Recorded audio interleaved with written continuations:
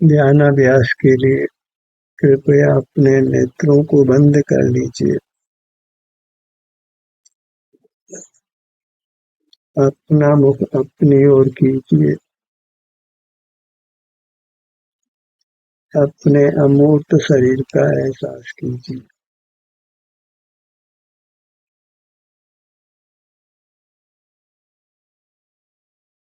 ये अमूर्त शरीर ही मैं हूँ, यही मेरा है। इस प्रकार अपने अमूर्त शरीर में अहंकार ममकार कीजिए। इसी का स्वामित्व धरिए। यह शरीर एकमात्र आनंद रूप है, तथापि अनादि कर्म का संबंध होने से हमारा आनंद बाधित है।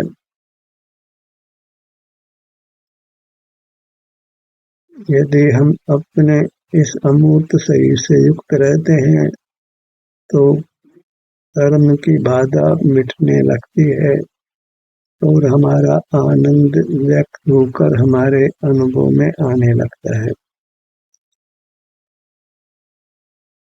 हमें अपने इस अमूर्त शरीर से ही युक्त रहना है ताकि कर्म की बाधा मिटकर फिर सर्वांग में सदाकाल आनंद का ही अनुभव हो।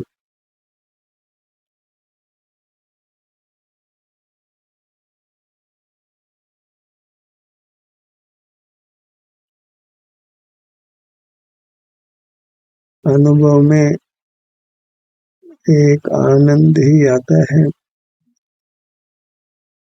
कदाचित वेदनीय कर्म का उदय होने पर वेदना भी हो, पर इसके अतिरिक्त हमको कुछ भी अनुभव नहीं होता है। बाहर का जानना नहीं होता है, रागादिक दोष उत्पन्न नहीं होते हैं, अंतर्जल्प बहिर्जल्प नहीं होता है, काय चेष्टा नहीं होती है। सर्व ही अशुद्ध प्राणों का अभाव होता है। यही शुद्ध चेतना है। आनंद को चेतना है, आनंद को भोगना है, वीतराग रहना है, एकाकी अपने अनुभव रूप रहना है, जहाँ केवल अपना ही अस्तित्व भाषित होता है और हम शांति का अनुभव करते हैं।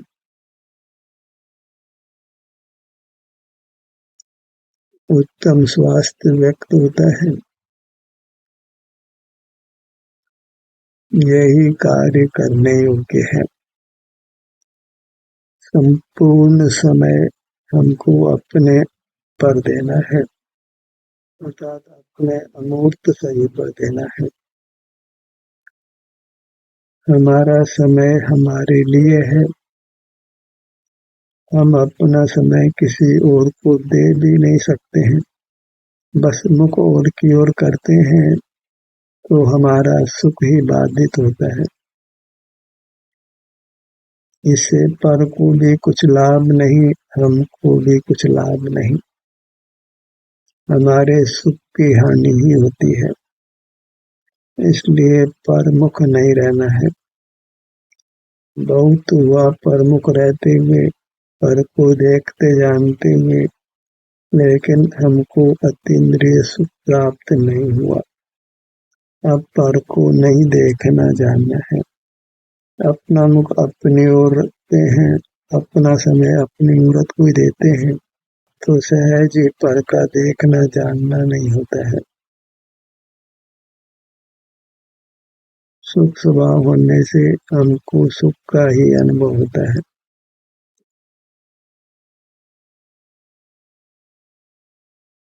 इस प्रकार जब अपने से युक्त रहने का हम अभ्यास करते हैं तो हमारा स्वास्थ्य अच्छा होता जाता है, सुख में वृद्धि होती जाती है और वह समय दूर नहीं है जब हम परमात्मा होंगे, सर्व कर्म बंधन से रहित होंगे, जन्म मरण से रहित होंगे, शादी अनंत काल परमात्मा ऊपर अत्यंत सुख से रहेंगे। इसलिए यही काम करने जैसा है। अपने आनंद मूर्ति के आनंद को भोगते हुए रहना है। उसके लिए परमुक्ता को छोड़ना है, तो स्वतः ही हमको अपना सुख अनुभव में आने लगता है। परमुक्ता ही हमारे सुख का घात करती है। परमुक्ता को ही भाव कर्म कहते हैं, कलंक कहते हैं, वास्तविक दुख का कारण कहते हैं। अन्य कोई दुख का कारण नहीं, हमारी परमुक्ता ही दुख का कारण है। इस कारण को मिटाना है और फिर अनंत काल सुख से रहना है।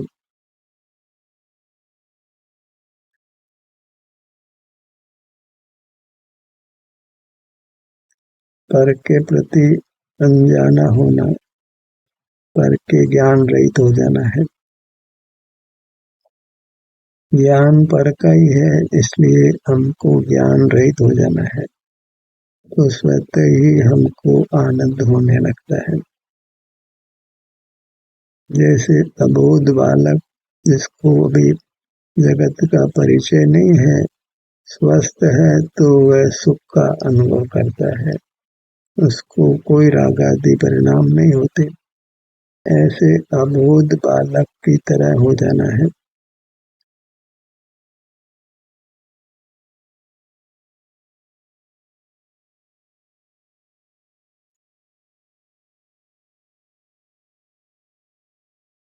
अपने ध्यान को अपने शरीर तक सीमित रखना है। इसी के विभिन्न भागों पर विचरण कराते हुए रहना है। विश्राम की स्थिति में रहना है ताकि इस काम को हम सुगमता से कर सकें।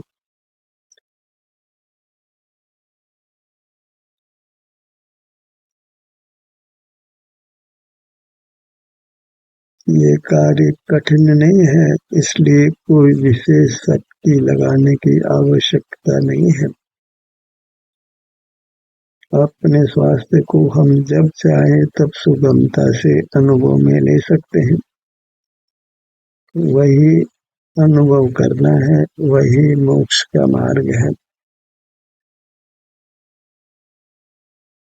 कोई हमसे पूछता है कि आप कैसे हैं, तो हमको अच्छा लगता है, कारण कि उसके पूछने मात्र से हमारा ध्यान अपने स्वास्थ्य की ओर चला जाता है।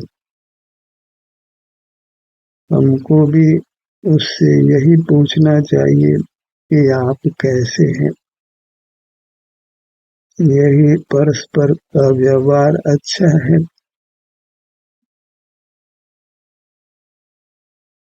सुख के अनुभव में ही हम निमित्त बने।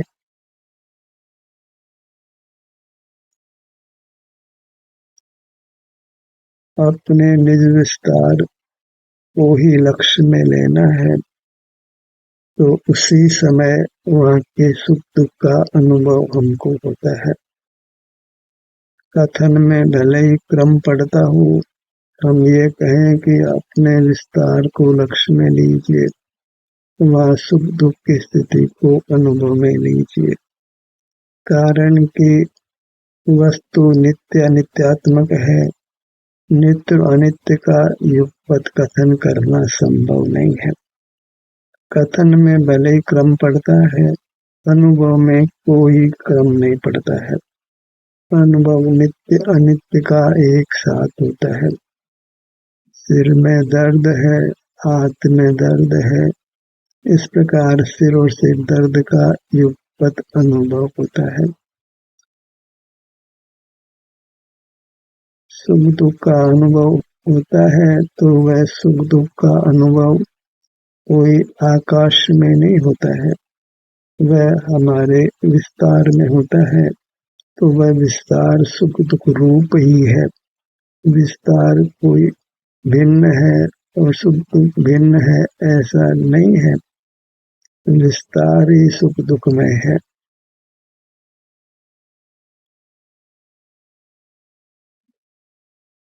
चूंकि विस्तार और सुख दुख की एकता है, कथन में अनेक होने पर भी वस्तु रूप से एक ही है।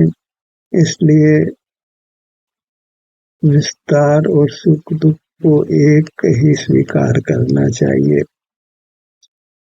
वस्तु का कोई ऐसा ही अचिंत्य अनेकात्मक स्वरूप है जिसको शातवाद करके ही कहा जाता है, अपेक्षा लगाकर ही कहा जाता है।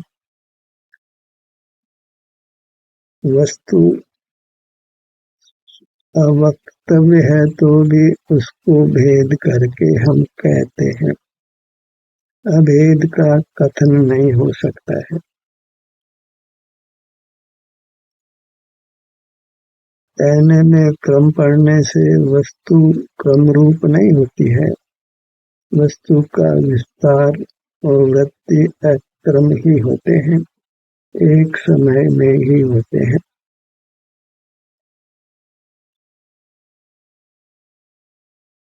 ऐसे अपने अचिंत्य स्वरूप को अनुभव में लेना है।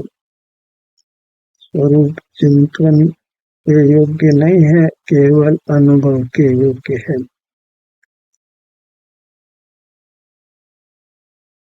चिंतन से केवल हमको वस्तु के स्वरूप का इशारा भर प्राप्त होता है।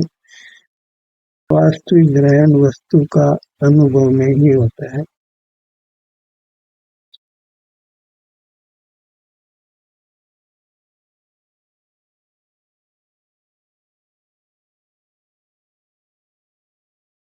ध्यान वस्तु के विस्तार और वृद्धि का युगपत होता है, क्योंकि वस्तु विस्तार वृद्धि रूप है। एक के कथन में दूसरा गौण हो जाता है, पर वस्तु में कोई पक्ष वास्तव में मुख्य गौण नहीं होता है। वस्तु तो वस्तु है, उसके दो विभाग ही नहीं है। विभाग की तो कल्पना की जाती है। जब विभाग ही नहीं है तो कौन मुख्य कौन गौण, कहने में ही मुख्य और गौण किया जाता है। वस्तु का तो नित्य पक्ष अनित्य पक्ष दोनों ही समान रूप से मुख्य होते हैं। वस्तु में कोई भेदभाव नहीं है। वस्तु अभेद रूप है।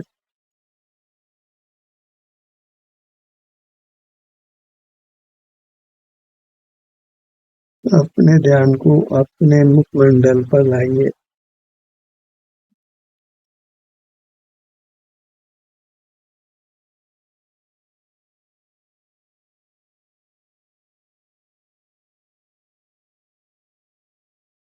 ध्यान में हम अपने किसी भाग को लक्ष्य में लेते हैं तो उसी समय उस भाग के स्वास्थ्य की स्थिति का अनुभव होता है। अगले समय होता हो ऐसा भी नहीं है।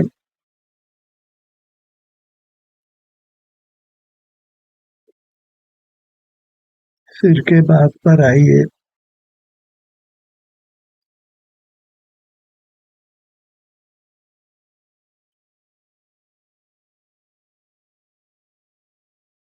हमें तो निरंतर अपने सन्मुख होना है और निर्विकल्प रहना है। परमुख नहीं होना है, ये हमारा एक लक्ष्य है। जब तक वह लक्ष्य प्राप्त नहीं हो जाता तब तक प्रयत्न करते रहना है।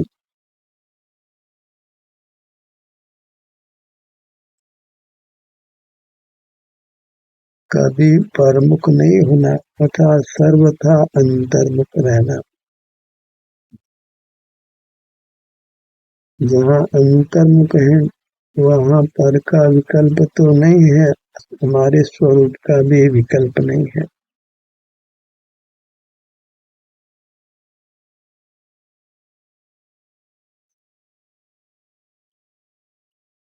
हम अपने स्वभाव से निर्विकल्प ही हैं। जब प्रमुख नहीं है तो हम निर्विकल्प ही होते हैं और हमारी मूर्त में हमको सुख का अनुभव होता है।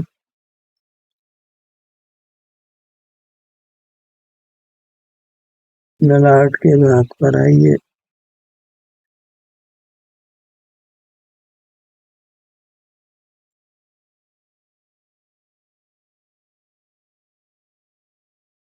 हर भाग आराध्य है, लक्ष्य में लेकर वहाँ के स्वास्थ्य को भोगने योग्य है।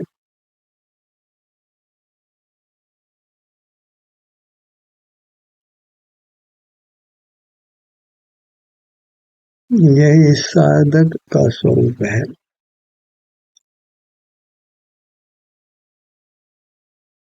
परमात्मा को सर्वांग में सुख का अनुभव होता है और हम आवरण कर्म सहित होने से, कर्म से आवृत होने से वहाँ के सुख दुख की दशा का, सुख दुख दशा रूप परिणाम रुक जाता है। वह भाग नहीं होने समान हो जाता है। इस प्रकार कर्म हमारे अस्थि को नष्ट जैसा कर देता है। ऐसे कर्म को हमने जीवित नहीं रखना है और वह कर्म जीवित रहता है जब हम बहिर्मुख रहते हैं, इंद्रिय ज्ञान में रहते हैं। इंद्रिय ज्ञान हमारी चेतना को ही नष्ट करता है।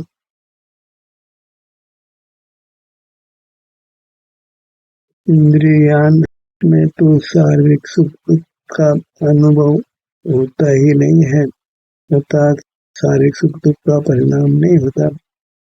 शारीरिक सुख दुख के परिणाम के बिना हम चेतन होकर भी अचेतन जैसे हो जाते हैं।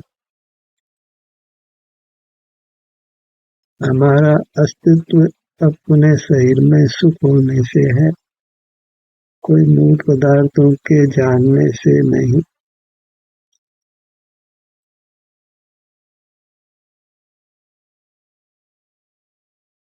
लाट के भाग पर आइए।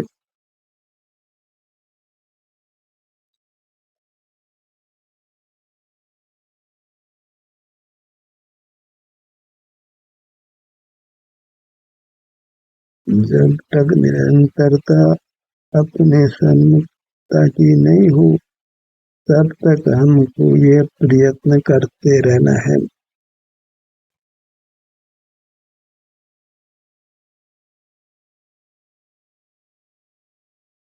इस प्रयत्न में पर का जानना नहीं, कोई विकल्प भी नहीं, कोई बोलना भी नहीं, कोई काय चेष्टा भी नहीं। तथापि इससे हमारा स्वास्थ्य सुधरता है और इस विधि से हमने पूर्ण स्वस्थ हो जाना है।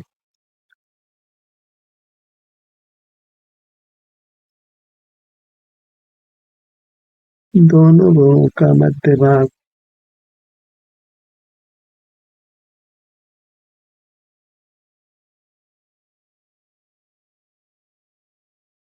हमें गुप्त रहना है, अपने अमूर्त शरीर के संग ही रहना है, अपने ही स्वास्थ्य को भोगना है,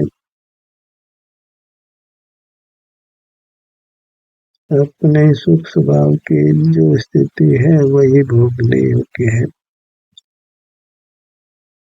पर का सुख दुख भोगा नहीं जा सकता है और पुद्गल में तो सुख दुख होता ही नहीं है।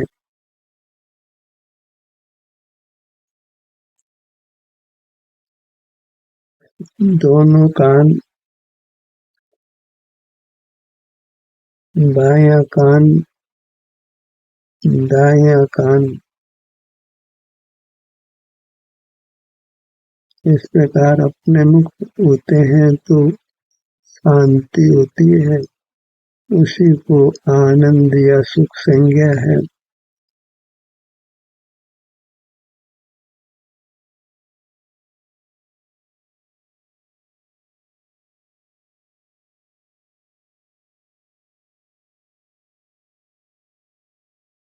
दायां नथुना,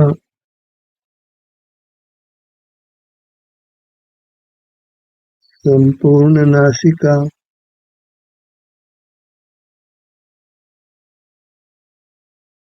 होठों के भाग पर आइए,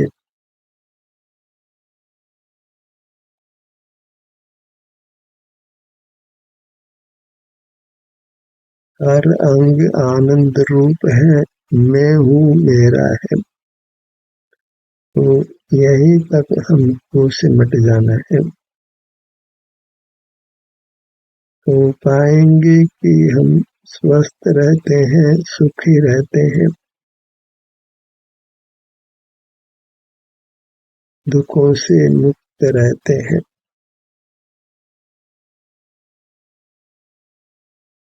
शरीर में आराम की स्थिति है, वेदना रहित स्थिति है, वही हमारा स्वरूप भी है।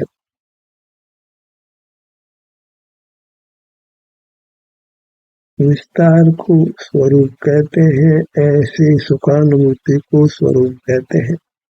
विस्तार और सुखानुभूति के समवाय रूप हम हैं। अकेला विस्तार अवस्तु है, अकेली स्वानुभूति भी अवस्तु है। अवस्तु का अनुभव नहीं हो सकता है।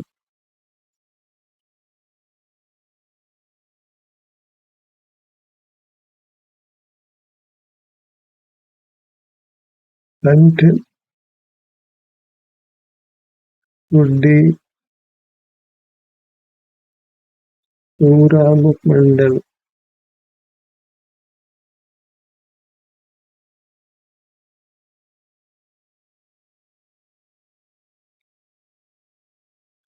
आपको ये संकल्प करके ही बैठना है कि मुझे अपना अनुभव करना है।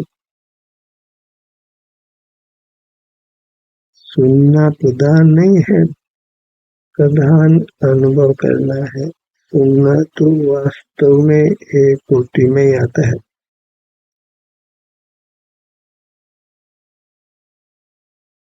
हृदय स्थान पर आइए,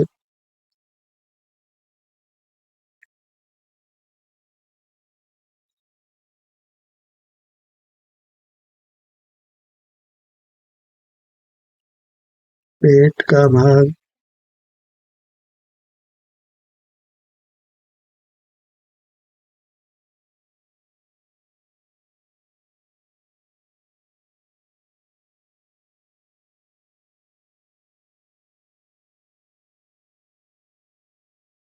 अनादि से हम शरीराकार रहे हैं, ज्ञान रूप प्रवृत्ति रही है, राग द्वेष दुख रूप प्रवृत्ति रही है। इसलिए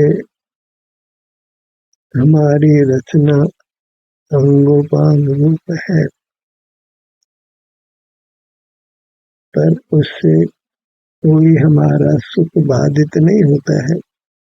सुख बाधित होता है जब हम बहिर्मुख होते हैं, जब असत वेदने कर्म का उदय होता है।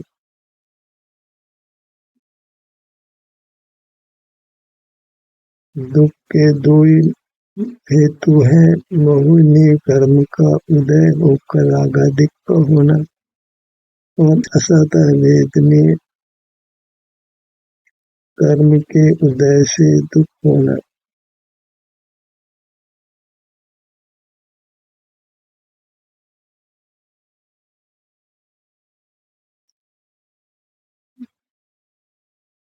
विवाह के दो ही प्रकार है, मोहिनी के उदय से रागादिक होना और असत वेदने कर्म के उदय से दुख होना।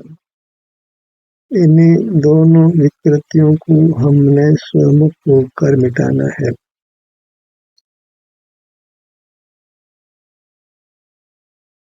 पूरी तरह मोह के उदय रहित हो जाना है, वेदने कर्म के उदय रहित हो जाना है, तो फिर सर्वांग में सुख का ही अनुभव अनंत काल तक होते रहना है। ध्यान का सत्र यहीं समाप्त होता है। आपकी सहभागिता के लिए धन्यवाद।